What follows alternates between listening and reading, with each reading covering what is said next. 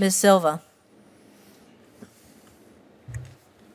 Madam Chairwoman and distinguished members of the committee, good afternoon, and thank you for the invitation to appear before you today to discuss an issue that's of great importance to me and to many families in the United States.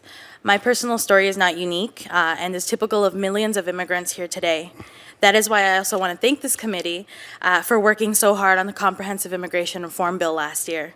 I watched from the gallery as the Senate called that historic vote, and I believe that we were one step closer to real change. Like many before them, my parents, one of whom is here with me today, came to this country and chose to leave everything behind in search of a better life for their children. When I was 4 years old, my parents brought me across the Rio Grande in a homemade tire raft. I still have a vague memory of that day. I was holding on to my doll very tightly because I was so afraid of what was happening.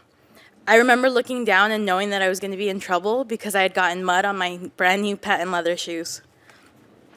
Moving to the United States provided us with many wonderful things, including my little brother who was born in 1993. But for me, everything I've ever known is in Las Vegas.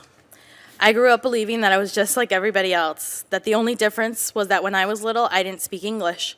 The kids used to make fun of me, but then I learned English 3 months after getting here, after getting into school, because of the dedication of my parents and their desire for me to do better. When I was in middle school, I received many prestigious honors at my school, but still my parents were afraid to let me sign up for a magnet program that I had my heart set on. They believed that the school might ask me for my social security number and that immigration officials would know that I was here without documentation. A teacher who believed in me encouraged me to apply, and with her help I did, and I was accepted to A-Tech. I excelled and I thought that I was just like my classmates until the time came to apply for colleges.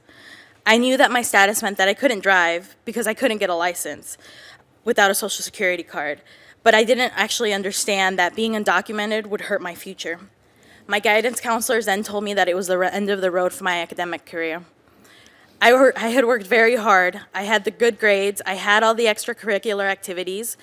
But when I was at my high school graduation, when all my friends were called on stage and the school that they were going to was announced, along with every scholarship that they had received, I was devastated. I knew that I could not have any of that because I didn't have a social security number. But in 2013, when I received DACA, my life changed completely. But my fear continues to exist. I am still afraid that my mom and dad will be deported. I am afraid that one day I will come home and that they will not be there. Our lives will be completely turned upside down, and that we will be torn apart and separated.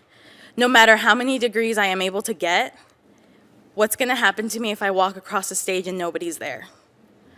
My parents are hardworking, they are good people, and they want nothing more than the opportunity to work hard and watch my brother and I grow up.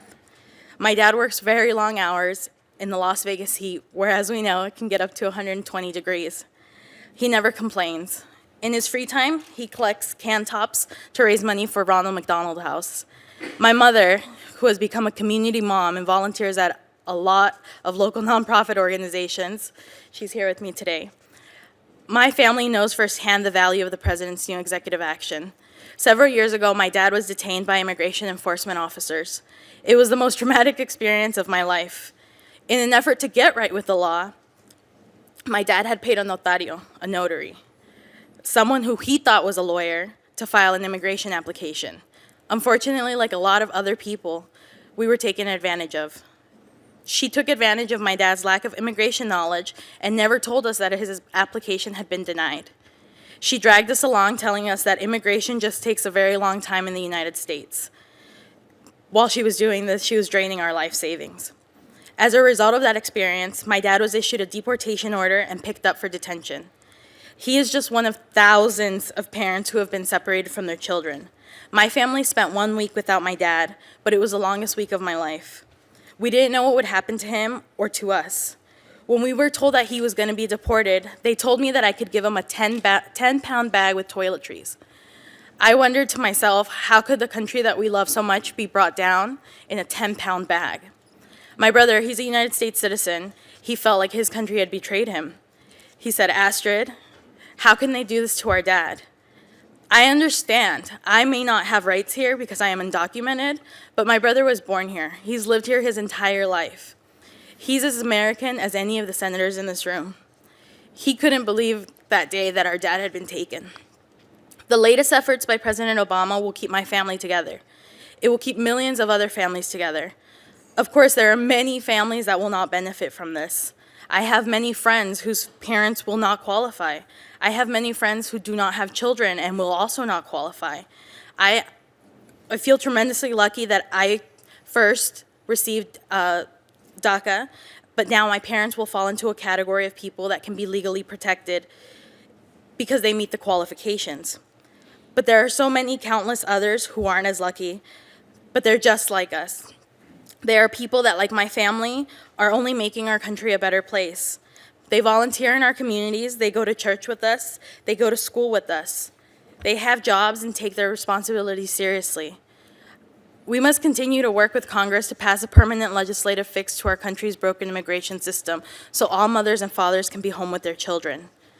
The bipartisan comprehensive immigration reform package that passed the Senate in 2013 was certainly not perfect, but it was fair and permanent. It was a fix to the problem. I and so many of my friends will continue the fight to pass a bill. But in the meantime, we will also fight to protect and defend the president's action. When people attack the president for the action or challenge his legal authority, the same authority that has been used before, they're attacking me. They're attacking my mom. They're attacking the hundreds of thousands of children who need their parents to take care of them. They need their parents to tell them that there's no monsters under the bed. They are attacking the workers who are contributing to our economy. And they are attacking me with every single word that they say. You're not attacking a stranger. You're attacking the girl who sits next to your grandson in chemistry class. You're attacking the man who spends his day making sure that your roses are beautiful every single spring. And more importantly, attacking America and everything that has made our country this strong. I hope that you will continue to see that this action not only helps make our country stronger, it makes it a more diverse nation, but it also demonstrates what we stand for as the United States, the American dream, and the belief that if you work hard, you will be able to provide for your family and live without fear of persecution. Thank you.